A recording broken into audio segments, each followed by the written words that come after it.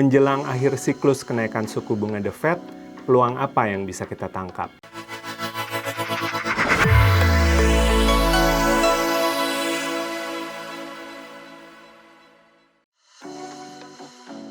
Yang pertama, pergerakan harga minyak dunia.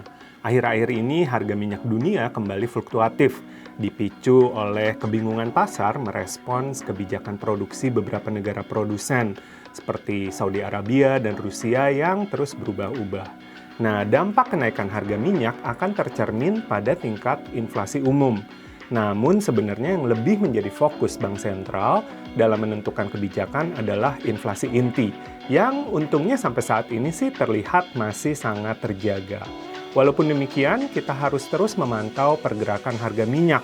Apakah masih terus naik? Karena ini akan mempengaruhi kenaikan inflasi, penurunan daya beli, dan ekonomi, dan akhirnya mungkin membuat bank sentral dunia lebih akomodatif. Yang kedua, sikap Bank Sentral Amerika Serikat. Sebelumnya banyak yang memperkirakan The Fed sudah mulai bersiap-siap ke arah penurunan suku bunga. Namun dari meeting terakhirnya, The Fed mengafirmasi pandangan bahwa suku bunga dapat bertahan di level lebih lama dari ekspektasi sebelumnya. Ini dipicu oleh kondisi makro yang resilient membuat penurunan inflasi semakin sulit.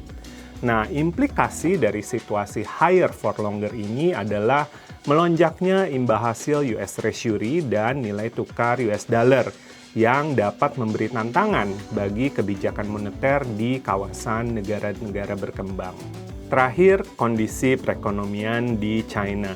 Setelah sempat terus merosot, di bulan Agustus kemarin beberapa data ekonomi memberikan kejutan, lebih baik dari bulan sebelumnya dan juga lebih baik dari ekspektasi pasar. Kondisi ini mendorong pandangan bahwa kondisi terburuk di China sudah lewat. Selain itu, ekspektasi pasar terhadap pertumbuhan ekonomi di tahun 2023 juga saat ini lebih realistis. Di awal tahun, ekspektasinya 5,7%, saat ini sudah di 5%. Hal ini lebih sejalan dengan target pemerintah. Diharapkan surprise effect atau efek kejut lemahnya pertumbuhan ekonomi ke depannya akan lebih berkurang.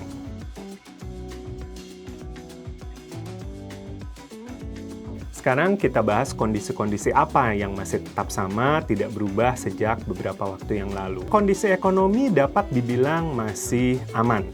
Kita lihat kondisi ekonomi stabil, inflasi terkendali, optimisme dan keyakinan konsumen dalam tren positif, dan aktivitas manufaktur juga terus meningkat. Selain itu, dilihat dari kacamata investor asing, disiplin fiskal dan pengelolaan anggaran yang baik juga dapat menjadi penunjang persepsi kelayakan investasi.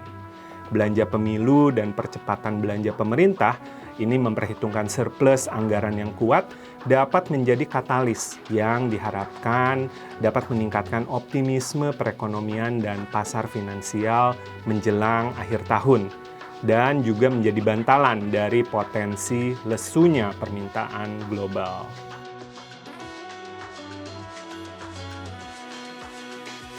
Momentum perekonomian domestik yang positif dan valuasi yang rendah membuka peluang bagi investor yang ingin berinvestasi dini memanfaatkan kondisi transisi menjelang akhir siklus kenaikan suku bunga The Fed.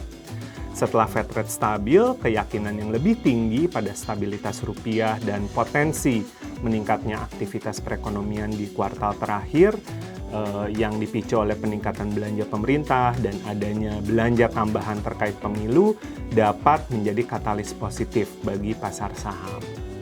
Sementara itu, koreksi di pasar obligasi domestik yang lebih disebabkan oleh tekanan eksternal ini menawarkan peluang investasi yang menarik dilihat dari perspektif tingkat imbal hasil obligasi yang ditawarkan saat ini yang sangat atraktif.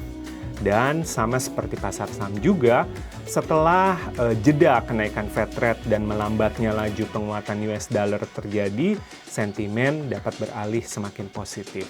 Ayo kita kaji kembali profil risiko, jangka waktu investasi, dan kita tangkap peluang jangka panjang yang ada saat ini.